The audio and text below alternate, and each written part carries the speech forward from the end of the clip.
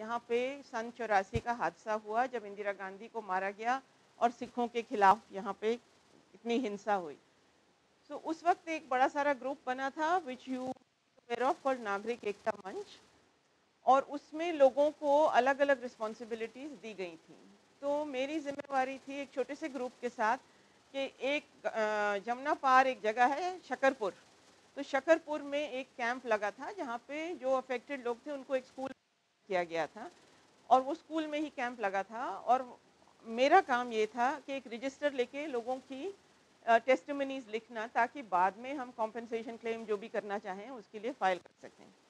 तो जब मैं वो लिख में हर रोज़, तो बार बार ये बात दोहराते थे लोग कि अरे ये तो पार्टीशन की तरह है, और हमने कभी सोचा भी नहीं था कि हमें अपने ही मुल्क में ऐसा ये झेलना पड़ेगा। अपने ही लोगों से पार्टीशन हिंसा देखी थी, वो तो इतनी खराब थी, और हमने सोचा था कि ये सब हमारे पीछे। तब मेरे दिमाग में ये बात खटकी कि अगर ये 3-4 दिन में लोग इतने हिल सकते हैं, उनकी ज़िंदगी इतनी बिल्कुल टूट सकती है, तो वो जो उस वक्त की हिंसा थी उसके बारे में हमने क्यों कभी नहीं सोचा।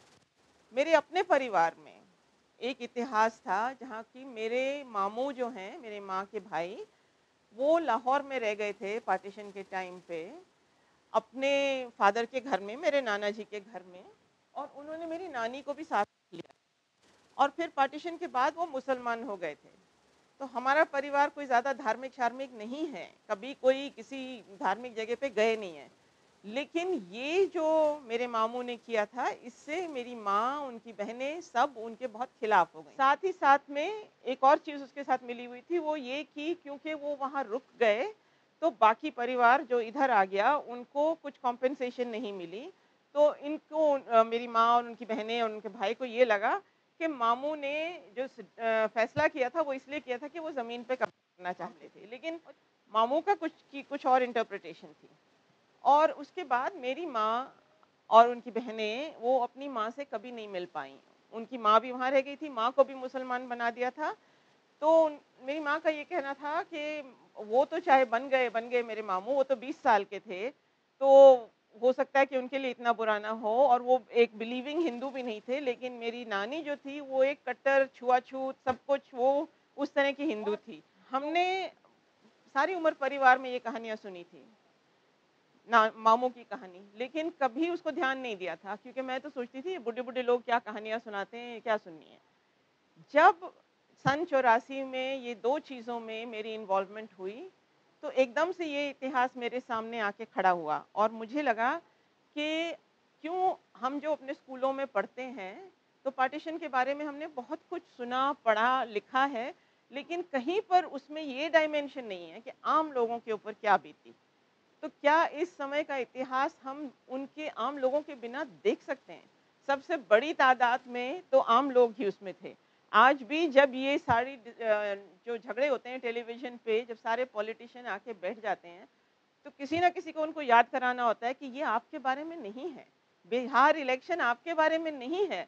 जो राइटर्स अपने अवार्ड्स वापस कर रहे हैं, वो आपके बारे में नहीं है। वो आम लोगों के बारे में है, और आप जो सत्ता में बैठे हुए हैं, it's not you who are the government, it is the people who are supreme, है ना? सो मुझे भी ये लगा कि ये मैंने भी क्यों नहीं सोचा है ये। सो मैंने ये फैसला किया कि सबसे पहले मैं इस इतिहास को थोड़ा एक्सप्लोर करूँगी, और मैं सबसे पहले अपने परिवार को ढूँढूँगी और पाकिस्तान जाके अपने मामू को ढूँढूँगी, और ऐसा मैंने किया।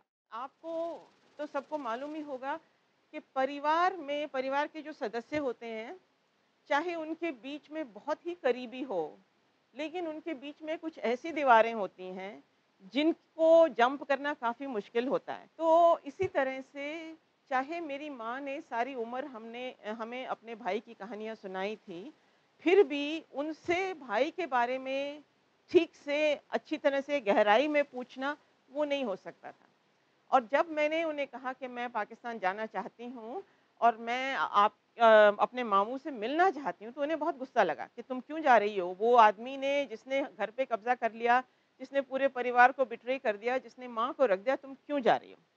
तो ये अगर आप कभी इस मौके पे आएँगे कि आप अपने करीब के लोगों को साथ इंटरव्यू करना चाहेंगे, you must be aware that there are many emotions that get in the way. And वो emotions are related not only to the family, but परिवार में जो हायरार्कीज होती हैं, बड़ा कौन होता है, छोटा कौन होता है, कौन किससे प्रश्न पूछ सकता है, ये सब चीज़ें आपके सामने आ जाती हैं।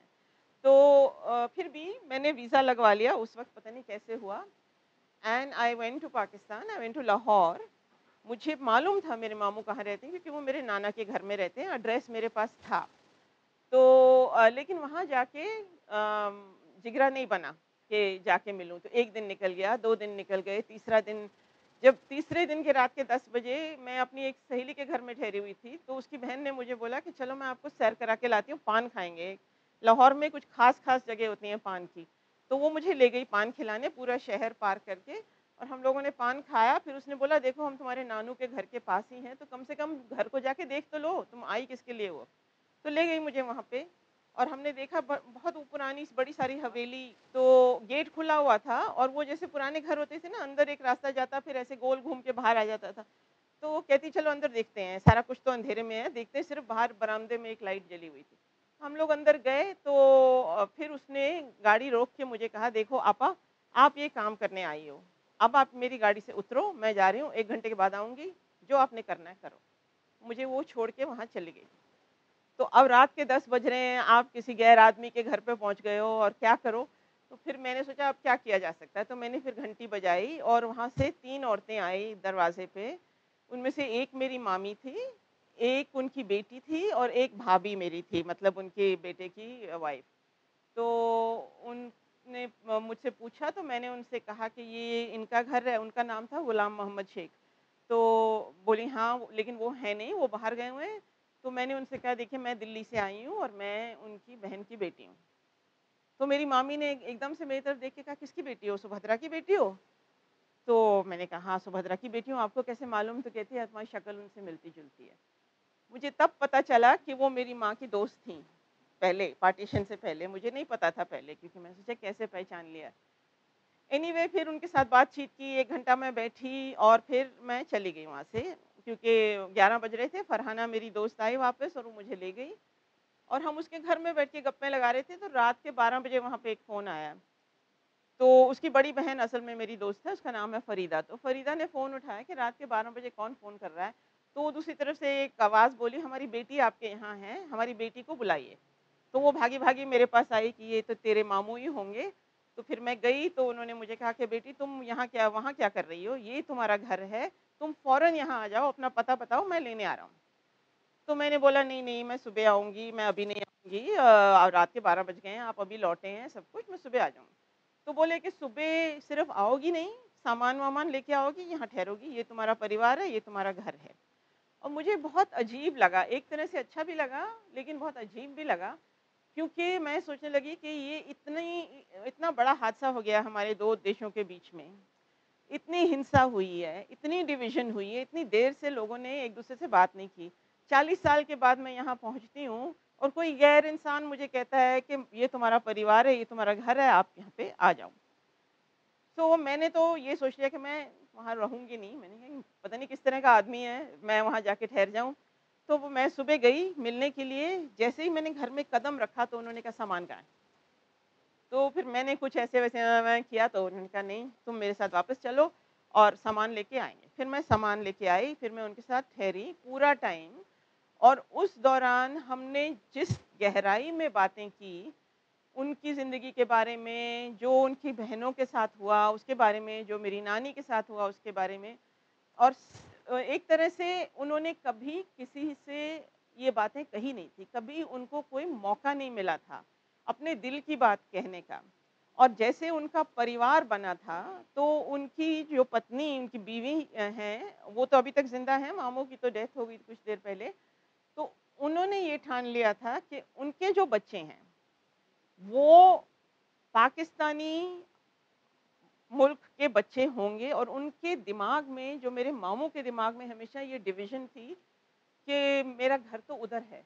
वो मुझे कह रहे थे, मेरा वतन तो उधर है। और मैंने उनसे पूछा कि मतलब आप कभी आए हो हिंदुस्तान में? कभी नहीं आए थे। सिर्फ़ बचपन में एक बार कहीं दिल्ली आना हुआ था या कहीं आना हुआ था, उनको उसकी होश भी नहीं थी।